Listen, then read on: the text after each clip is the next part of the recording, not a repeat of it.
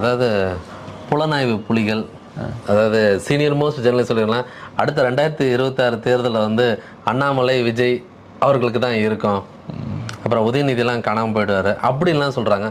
இது எப்படி பார்க்குறீங்க? அண்ணாமலைனாலே நீங்கள் கொஞ்சம் இதாகிறீங்க.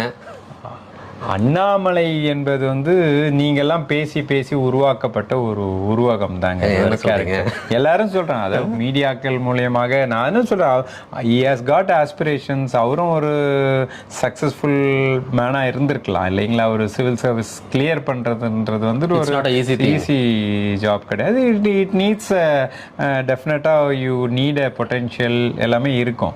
பட் அந்த கேரக்டர் வந்து ஆனா இங்க பொலிட்டிக்கலா வந்த பிறகு it is a failed character. அதுதான் என்னோட விஷயம்.